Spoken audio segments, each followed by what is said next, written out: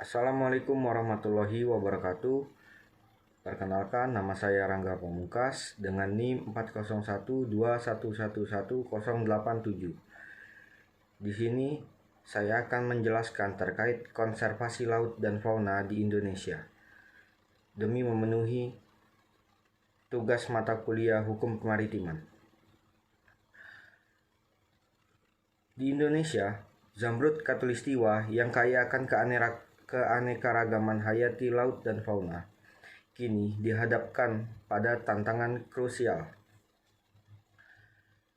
Berbagai spesies laut dan fauna terancam punah akibat berbagai faktor, di antaranya seperti eksploitasi berlebihan, pencemaran laut, dan perubahan iklim.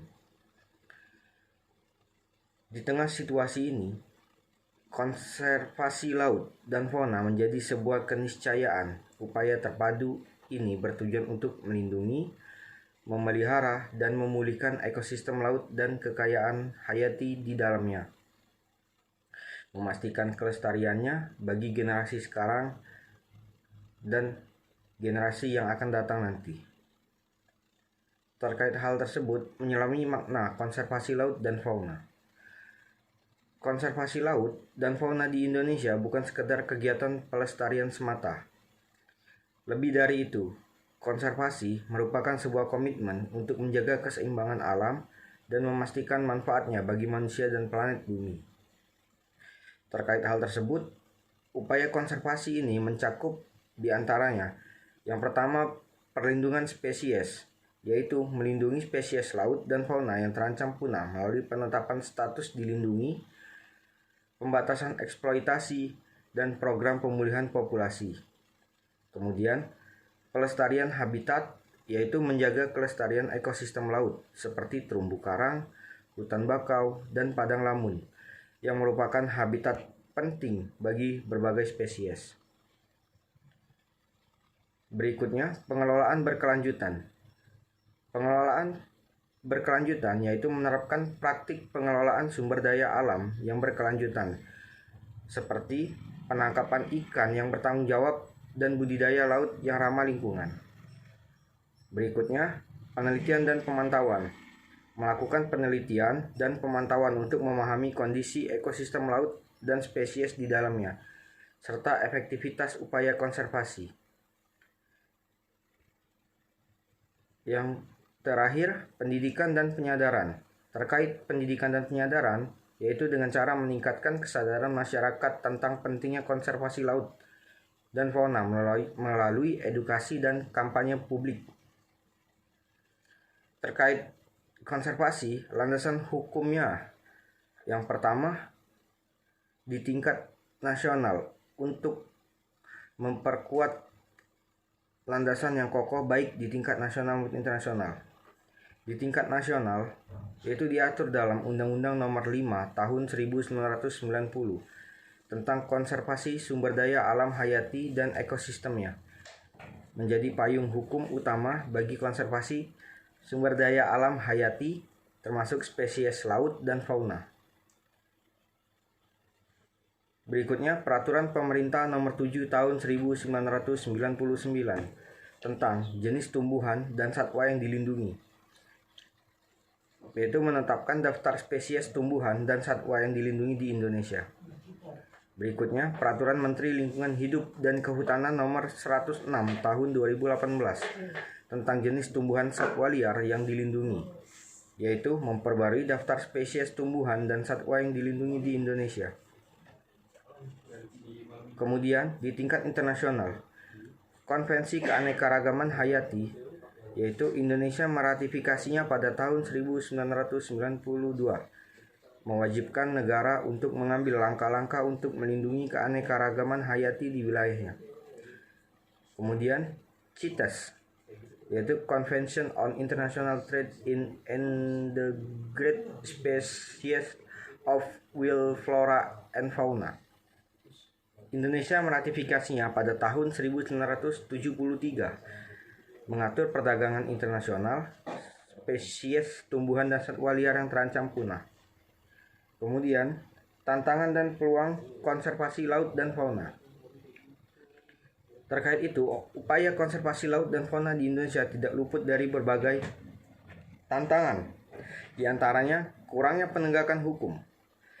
Penegakan hukum terhadap aktivitas ilegal seperti perburuan liar, perdagangan satwa liar masih lemah. Kemudian, keterbatasan data dan informasi. Data dan informasi tentang spesies laut dan fauna, serta efektivitas program konservasi masih terbatas. Berikutnya, kurangnya kesadaran masyarakat. Kurangnya kesadaran masyarakat tentang pentingnya konservasi laut dan fauna masih perlu ditingkatkan. Berikutnya, keterbatasan sumber daya. Keterbatasan sumber daya finansial dan manusia untuk mendukung program konservasi. Di tengah berbagai tantangan ini, terdapat peluang untuk memperkuat upaya konservasi. Di antaranya, peningkatan kerjasama, yaitu kerjasama antar instansi pemerintah, organisasi non-pemerintah, dan masyarakat perlu ditingkatkan. Berikutnya, pemanfaatan teknologi, yaitu teknologi informasi dan komunikasi dapat dimanfaatkan untuk meningkatkan monitoring, edukasi, dan penggalangan dana. Selanjutnya, pengembangan ekonomi berkelanjutan, yaitu pengembangan ekonomi berkelanjutan untuk di wilayah pesisir. Pengembangan ekonomi tersebut dapat meningkatkan kesejahteraan masyarakat dan mengurangi tekanan terhadap sumber daya laut. Konservasi laut dan fauna di Indonesia merupakan tanggung jawab bersama.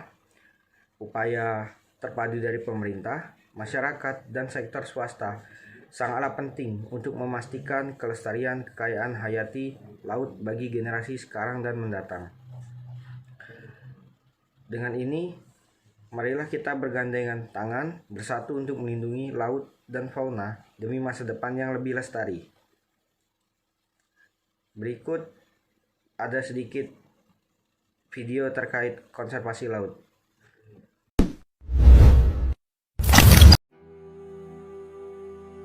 Di setiap matahari terbit, alam memberikan kita hadiah keindahan.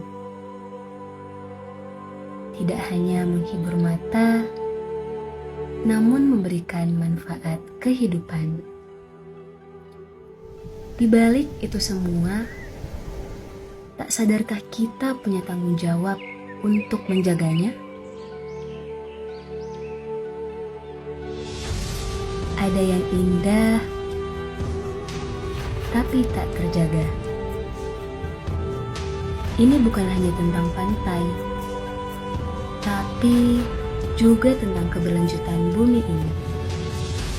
Dan ini adalah masalah kita bersama. Kita berikan kepada pemilik, kita berdoa bersama-sama, doa dimulai. Baik. Anasera, go go go ya. Pantai yang kita cintai dipenuhi oleh sampah plastik dan limbah. Bersama, kita dapat mengubah nasib pantai ini. Lihatlah bagaimana sukarelawan dari berbagai kalangan bersatu untuk membersihkan pantai kita. Inilah bukti bahwa ketika kita bersatu, kita memiliki kekuatan besar untuk membuat suatu perubahan.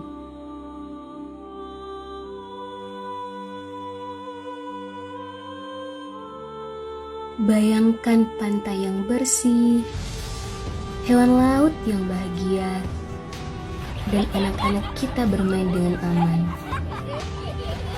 Itu bisa menjadi kenyataan jika kita semua bertindak sekarang. Plastik yang mencemari pantai kita juga merusak lingkungan dan kesehatan kita. Tidak ada lagi alasan untuk diam. Saatnya bergerak, saatnya berubah.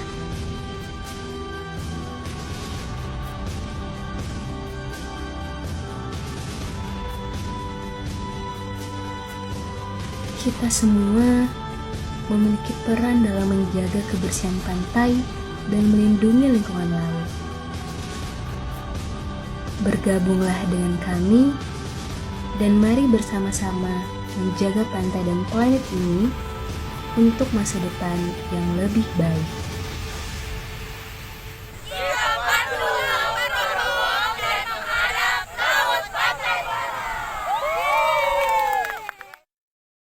Ikutlah teman-teman saya yang membantu saya dalam melakukan tag video tersebut. Dan saya juga dibantu oleh Kak Patur dan disponsori oleh teman saya, Bos Akbar. Teman saya satu lagi, Abdi. Dan satu lagi bos saya, Chris. Sekian, terima kasih.